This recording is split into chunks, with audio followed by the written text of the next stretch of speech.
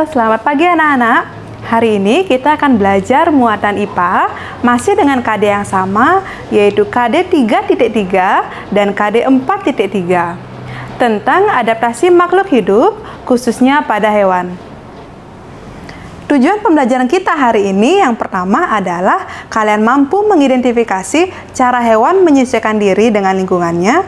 Yang kedua, kalian mampu melaporkan cara hewan menyesuaikan diri dengan lingkungannya dengan lisan dan tulisan.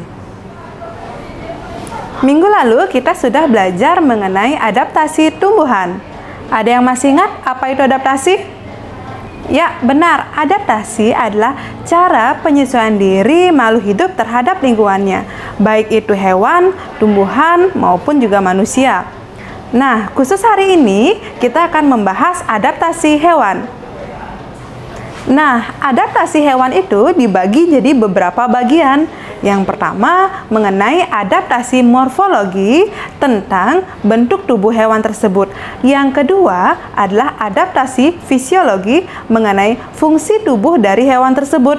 Yang ketiga adalah adaptasi tingkah laku hewan untuk bertahan hidup. Nah, Bu Guru akan menjelaskan bagian-bagian tersebut. Disimak ya. Adaptasi morfologi. Ada yang tahu apa itu adaptasi morfologi? Ya, adaptasi morfologi adalah penyesuaian bentuk tubuh makhluk hidup terhadap lingkungan tempat tinggalnya. Bentuk kaki atau cakar pada bangsa unggas dibedakan menjadi beberapa tipe. Yang pertama, pejalan kaki, berenang, pemangsa, petengger, dan pemanjat. Bentuk paruh pada bangsa unggas. Yang pertama, pemakan biji. Berbentuk pendek, tebal, runcing untuk memecah biji-bijian, contohnya pada pipit dan kenari. Pemakan daging. Berbentuk runcing, tajam, kokoh, serta agak melengkung untuk merobek daging mangsa, contohnya elang. Pemakan cacing.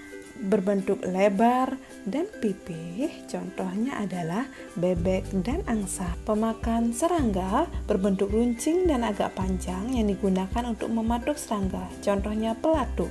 Paruh pemakan ikan berbentuk panjang dan berkantung yang digunakan untuk membawa ikan, contohnya pelikan. Pemakan nektar atau madu berbentuk kecil dan memanjang yang digunakan untuk menghisap nektar, contohnya burung kolibri. Bentuk mulut serangga dapat dibedakan menjadi: pertama, menggigit belalang, penjilat lalat, penghisap kupu-kupu, penusuk nyamuk. Adaptasi fisiologi. Adaptasi fisiologi adalah penyesuaian diri makhluk hidup melalui fungsi kerja organ-organ tubuhnya untuk bertahan hidup. Contohnya adalah unta. Unta merupakan hewan yang hidup di gurun yang panas dan kering. Memiliki bulu mata yang panjang untuk melindungi mata dari pasir, punuh untuk menyimpan cadangan makanan, memiliki kaki yang tidak mudah terpolsok dalam pasir dan bertahan dari pasir yang panas. Berikutnya, kelelawar. Kelelawar memiliki kemampuan ekolokasi, yaitu kemampuan untuk mendeteksi mangsa, pemangsa, dan benda di sekitarnya melalui pantulan bunyi. Kemudian, burung hantu. Burung hantu memiliki penglihatan dan pendengaran yang tajam dan peka untuk mencari mangsa pada malam hari. Dan masih banyak lagi contoh-contoh yang lainnya. Yang terakhir, adaptasi tingkah laku. Adaptasi tingkah laku adalah bentuk penyesuaian diri makhluk hidup terhadap lingkungannya dalam bentuk tingkah laku. Contohnya adalah cecak dan tokek. Cecak dan tokek memiliki telapak kaki yang memiliki perekat sehingga memudahkan merayap di dinding dan tidak jatuh. Selain itu, cicak memiliki kemampuan autotomi, yaitu kemampuan memutuskan ekor untuk mengelabui pemangsanya. Kemudian, bunglon. Bunglon memiliki kemampuan mimikri, yaitu mengubah warna kulit sesuai kondisi lingkungannya untuk mengelabui pemangsa dan juga memudahkan mendapatkan mangsa.